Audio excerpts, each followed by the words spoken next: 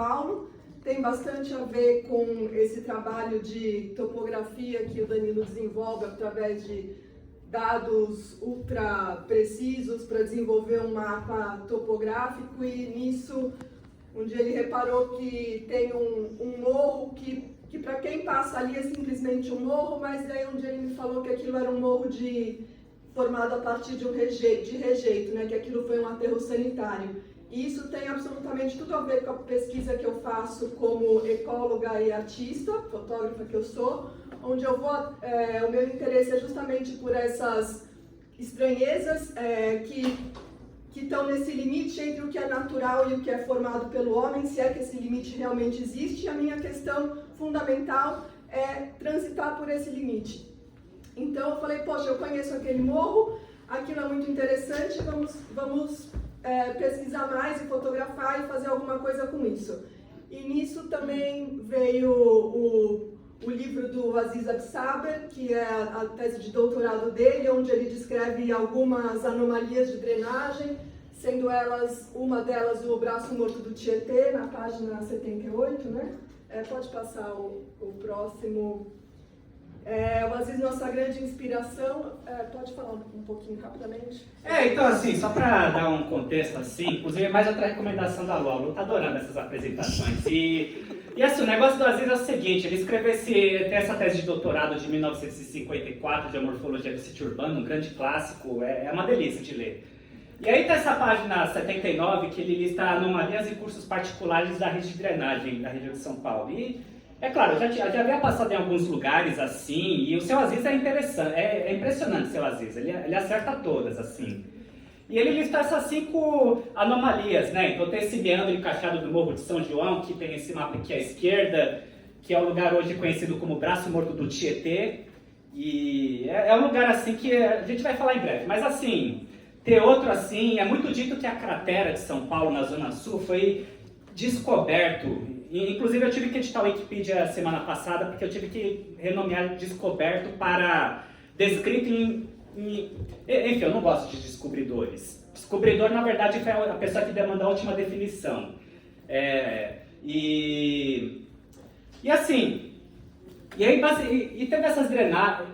E assim, a gente começou a achar que era muito interessante isso. E quando eu contei para a Paula sobre esse morro de rejeito, e vocês vão ver em breve, vocês vão ficar chocados como ele é natural, como ele passa despercebido. Quando eu falei para a Paula, ela ficou tipo, nossa, precisamos conhecer. Então, tipo assim, o nosso primeiro date de bicicleta foi lá para visitar esse aterro sanitário, que hoje é uma floresta. E assim, 35 anos de vida da região metropolitana, com uma altura de 50 metros e um comprimento de 500 metros.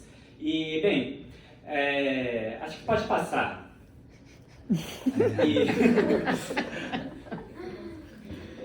Então aqui é só para ter uma, pode passar para o próximo, esse é o nosso mapa que vocês já conhecem, e aqui é a localização dessas anomalias que foram definidas tanto pelo nosso influenciador Aziz, como pela gente, que a gente também falou, vamos ampliar isso, afinal, o que é o futuro, se não uma continuação do passado e presente, então vamos continuar definindo o que são anomalias e não especificamente só anomalias de drenagem.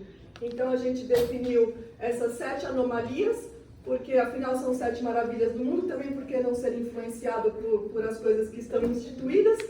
A cratera de Colônia, o Mar Paulista, que na verdade é a Billings, a colina de rejeito de Santo Amaro, que é essa colina feita de um aterro sanitário, a floresta suspensa do Jaguaré, que é uma ponte abandonada a qual uma floresta cresceu em cima, o braço morto do Tietê, esse definido pelo Aziz como uma anomalia de drenagem e que permaneceu o seu resto depois da retificação do rio, os cânions da Brasilândia e o polígono das Vossorocas.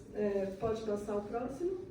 A colina de rejeito, essa que a gente tem falado, que é esse morro ali perto da estação de Urubatuba, que ele parece um morro absolutamente normal, e na verdade ele é absolutamente normal, mas ele é feito de rejeito, feito de um aterro sanitário. Então fica a questão, ele é mais ou menos morro? Não sabemos, ele é um morro que existe hoje só porque ele não foi feito através das formações geológicas, de placas tectônicas, etc. e tal, não sei, mas qual vai ser, o que é o futuro dele, também não sabemos, mas alguma memória ele carrega e ele conta talvez tantas histórias quanto os outros morros, só são histórias um pouco diferentes.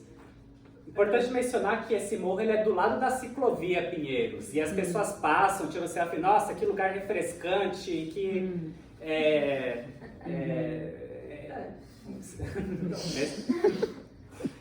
O braço morto do Tietê é esse meandro do rio que insiste em sobreviver, mesmo apesar da retificação do rio e dessas obras e tudo, fica ali perto de divisa de Osasco, Jardim Rochdale, que tem uma história social muito interessante e que hoje carrega esses vestígios nele e insistindo em permanecer um rio, mesmo apesar de tudo, e ele ainda é um Tietê, e também vem essa pergunta de ser uma anomalia e de o que ele carrega, o que ele pode nos contar, e ele provavelmente vai continuar sobrevivendo muito depois da gente também.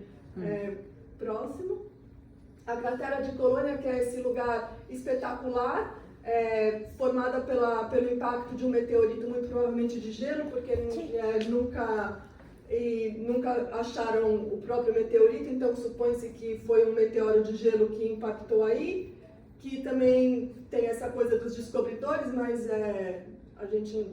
o Aziz já descreveu isso há muito tempo atrás, e só existem 2 crateras de impacto de meteoro urbanizadas no mundo, e essa é uma delas. Então ele é um lugar absolutamente banal, você olha e fala assim, é uma região do sul de São Paulo, mas ele carrega essa história muito particular, muito interessante e que dá pano para muita imaginação, assim, imaginar muitas coisas. Eu acho que é isso que é interessante de todas essas anomalias, que é o quanto que elas carregam de história e imaginação e quanto você pode imaginar a partir disso.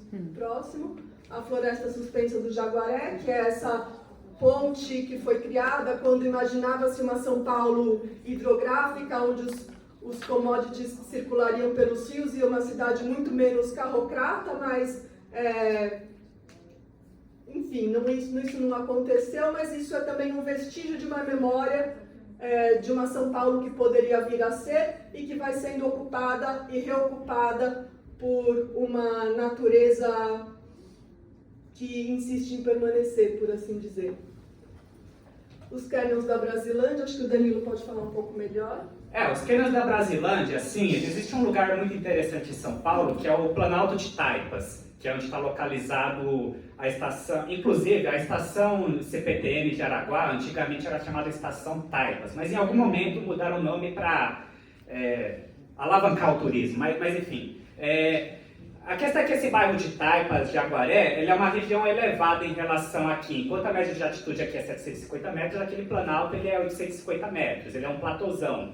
Só que ele é um platôzão especial porque o solo lá é kárstico, que é o mesmo tipo de solo que forma cavernas embaixo do solo. Então, o perfil de morros na maior parte da cidade é linear, mas naquela região os morros se tornam globulares, assim. Você tem essas paisagens muito deslumbrantes, onde, sabe, esses morros arredondinhos, pontos de sela, e por causa disso você começa a formar uns declives muito peculiares. E tem esse lugar que são os cânions da Brasilândia, que você tem o rio Cabuçu de cima, que articula boa parte da Brasilândia.